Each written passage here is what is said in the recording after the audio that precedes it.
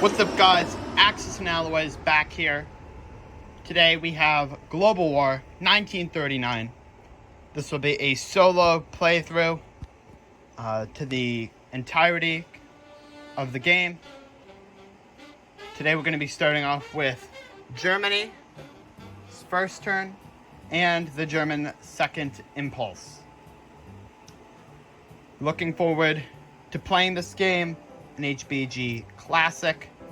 Doesn't have as many territories, as many units as 1936, 2025, or any other new releases coming out now or coming out soon. However, it should be an enjoyable playthrough. We're going to be playing with standard rules.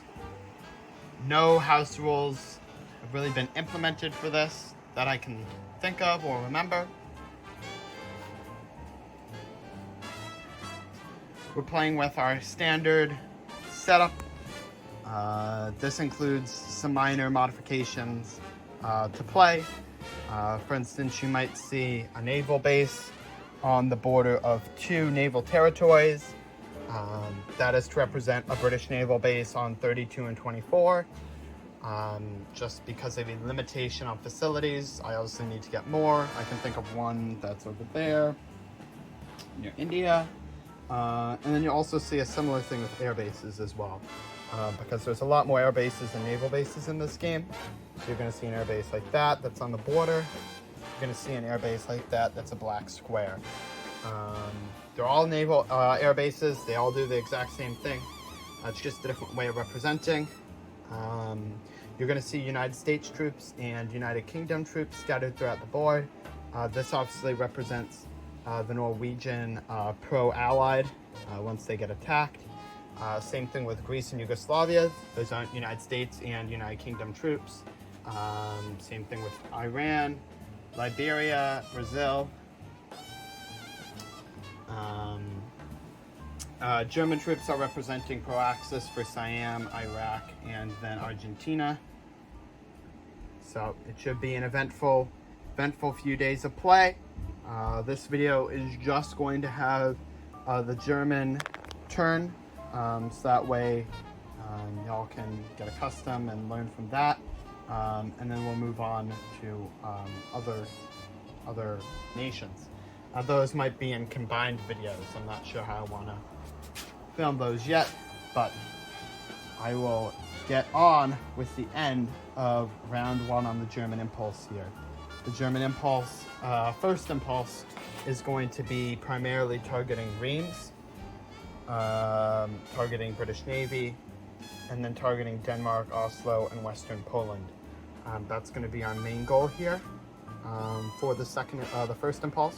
Sorry, the second impulse is going to want to try to take Paris, take out large British Navy, etc. So, should be a fun, productive turn. And I will see you all at the end of the German first impulse. Germany's first impulse has just concluded. The German army marched, using the might of their armor and air force, into western Poland, taking that and suffering minor casualties. However, the Poles did inflict a couple hits on some infantry. Same in Reims. The French put up a valiant effort to defend their homeland. However, the German army bulldozed through the Maginot Line. Although they did suffer over 6 infantry, I believe, were killed. Their air force again won them the day. Germany has also taken Norway. The only Norwegian boat that did anything was a coastal battleship, and that went to the British. The German army decided to build 2 submarines, 3 tanks, a tactical bomber, a mechanized infantry, and an artillery, and banked 5. In this game, if the Germans take Paris on their first turn, which is the fastest they'd be able to do so is on their second impulse, and Marseille goes Vichy, and if they save 5 IPCs, they get, I believe it's 2 free infantry and an armor. could be different. But they do get some free units there for only $5, so that's a pretty good deal for them. Everything was placed in Western Germany. All the planes returned to Western Germany, and they built 2 subs. The British Navy was eliminated here. Germans lost 1 or 2 subs, but overall did pretty good. The Graf Spee took out the British destroyers and transport, and are now heading on over to South Africa to go take out that one on the second impulse. They're going to be taking out Denmark, Holland, hopefully Warsaw, hopefully Paris, and then hopefully this large fleet here. The British did not scramble any boats on their first turn, so that is of note. But yeah, German army is in a really strong position. Could have, saved some more units, but they're going to be replenishing their losses with the taking of Romania and Hungary, and then on the second impulse, Bulgaria to load up. So then after that, the German army is going to obviously look towards Greece and Yugoslavia, and then eventually Russia. Depending on how the French boats go, could try a Sea Lion. However, if London or any UK territory falls, so that's Scotland or Liverpool, the United States is instantly brought into the game. And that's really risky, because the United States makes 80 IPCs every turn, and you don't want that getting focused all on Germany, because they won't survive. So overall, solid first strike, and I will see you all at the end of Germany's second impulse. Germany's second impulse has just wrapped up. Germany now has a total of 38 production credits per turn. They received 5 from owning Narvik, Oslo and Denmark, and Sweden being neutral or pro-Axis. They are at war with the USSR currently. Sorry, not at war, they are at peace with the USSR. They got 10 from the capture of Paris.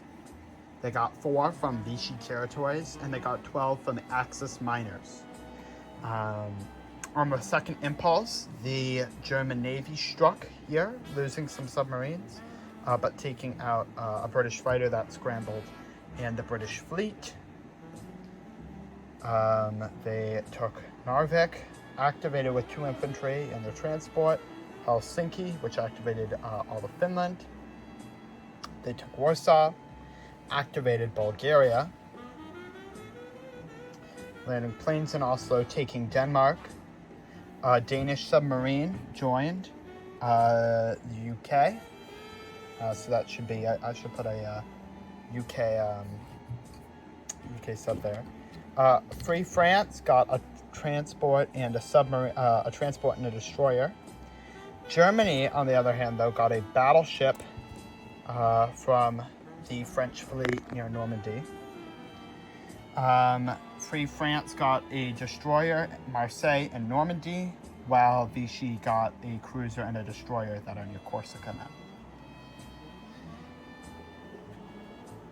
Canada is now being convoyed, and Germany lost no subs, taking out the Canadian fleet.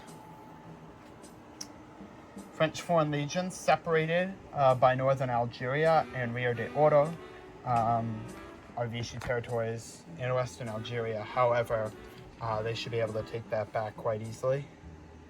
Western Africa went to Vichy, and majority of the Congo and Equatorial Africa went to Free France.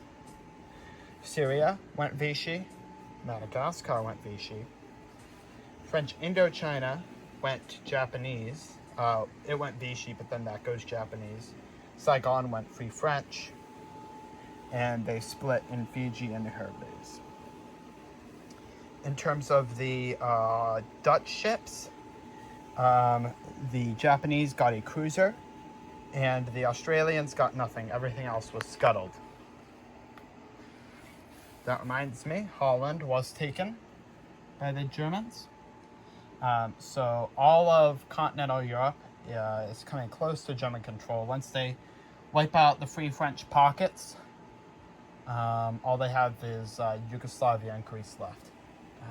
So Those might be on the bucket list for attack later, but we shall see.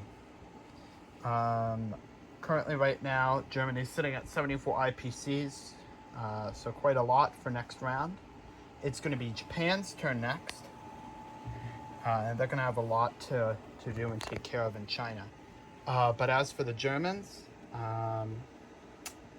everything's going all right for them. They got a battleship out of their conquest. They took out Paris. They took Warsaw. So it's prepping for Soviet Union and securing the rest of Europe. Currently, right now, as a German player, I'm looking to strengthen Finland and to strengthen our miners. So that way, the eventual war with the Soviet Union, we can get both flanks to crush on. Because as a Soviet player, I have a tough time trying to defend the southern flank and the northern flank. It's tough to defend both of them and defend them sufficiently. Because once you take Western Ukraine and Kursk, that's Moscow right there. So all they have to do is, get a blitz from Western Ukraine to, from Western Ukraine or Kursk, and then it hit Moscow.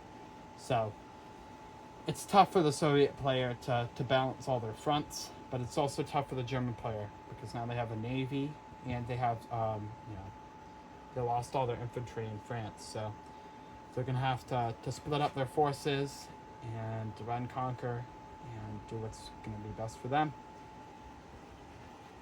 The UK has their African possessions and the main island, but they're going to be immobilized for some time.